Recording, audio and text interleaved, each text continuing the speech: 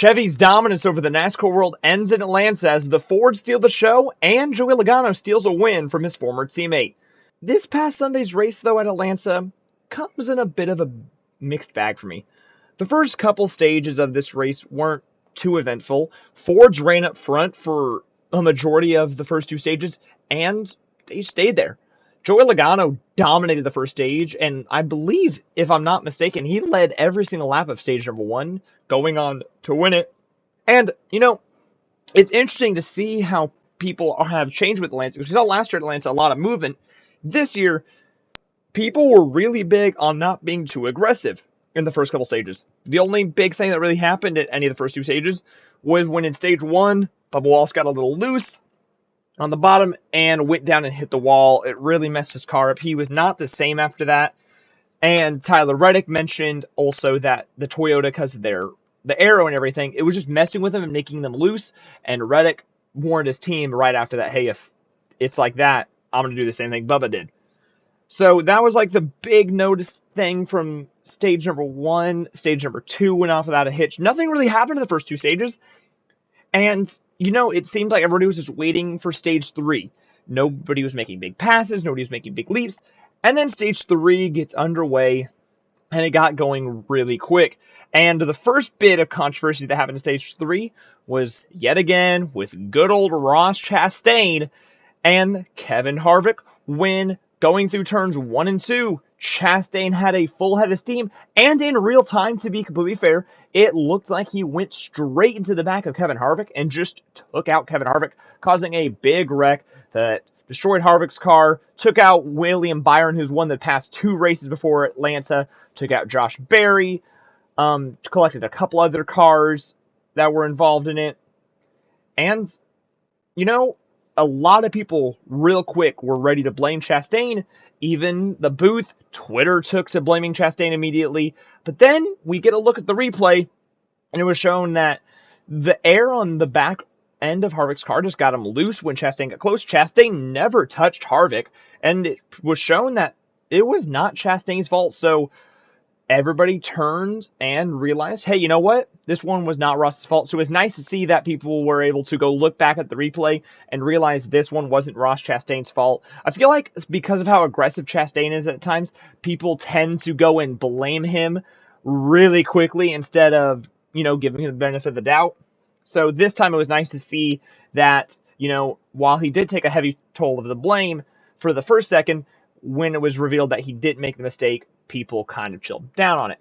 Now, racing after that went back to normal, except for one driver who was trying to play an interesting strategy, but it completely did not work out, and that driver was Eric Almirola, who's had a terrible start to this season.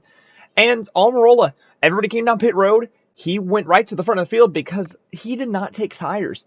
And it was revealed when he didn't take tires, he had about 80 laps on these tires while he was leading the field. So, what would you assume happens when you go 80 laps on the same set of tires around a superspeedway where you're constantly going almost full throttle, and then you start leaving the field where you are going full throttle? What do you expect happens? Exactly what you would think would happen, and that is blowing a right rear tire right in front of Kyle Larson and destroying Eric Almirola's car and Kyle Larson's car, and just taking them out. It also broke the right front toe link of Daniel Suarez's car, destroyed Larson's day, ended his day, and I gotta say, Kyle Larson has been messed up by Almirola for the second time in the past 3 weeks, and me as a Larson fan, I'm getting really tired of Eric Almirola messing up Larson. Obviously, if you don't remember, at Las Vegas, Larson looked like he was going to cruise to a victory, and with a few laps to go, Almirola hit the wall and caused a caution to come out, messing up Larson's day. And now, while up front at Atlanta, Almirola blows a tire because he didn't take tires, and again, takes Larson out of contention of what could have been a really good race with that for Kyle Larson. Now, after that, everybody did seem to mellow out in the terms of wrecking, but it did get more aggressive with the racing. And who else to take the lead but big, bad Brad Keselowski? And honestly, it looked like Brad was going to get the win. The Penske cars kind of just got spread out from each other. They couldn't get together. The field was kind of, just playing their cards right. It looked like the Toyotas were trying to get together to try to make a run to go beat Keselowski, and that's what they were trying to do. So all the field had to do, though, to make sure nobody won the race that was not a Penske, was make sure the Penske cars didn't get together. And because, of course, they did, the Penske cars found a way somehow to get back to each other and found their way back to the front of the field. Joey Logano, Austin Cindric, Blaney, while they had little times where they try to change positions, and I guarantee you Cindric's sitting on Blaney's bad side with certain moves that he continues to do as he put Blaney in a bad spot at one point. Penske's, again, find their way to the front of the field, and that's when the battle really got on, and it looked like Joey Logano was going to come through with Blaney and Cindric and just retake the lead and take the race away. But then, with help from the Toyotas of Tyler Reddick, Christopher Bell, Denny Hamlin, they pushed Keselowski back to the front. That high side really got a full head of steam. White flag comes around. It looks like Brad Keselowski's going to get a win as long as he can try to hold off the Toyotas.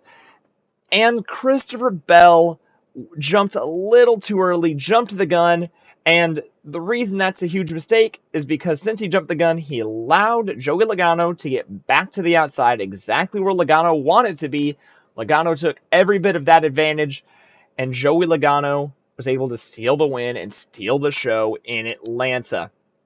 Now, my thoughts on everybody. First off, I got to give a quick kudos to RFK, who, ever since they joined up with Keselowski and Roush Fenway went from just Roush Fenway Racing to Roush Fenway Keselowski Racing, I got to say, this team is performing a lot better. They were really slow to start off last year. They hit with that huge penalty last year, and it kind of just took the wind out of their sails, but they kept getting better and better as the year went on. They had that great race at Bristol where Chris Buescher won.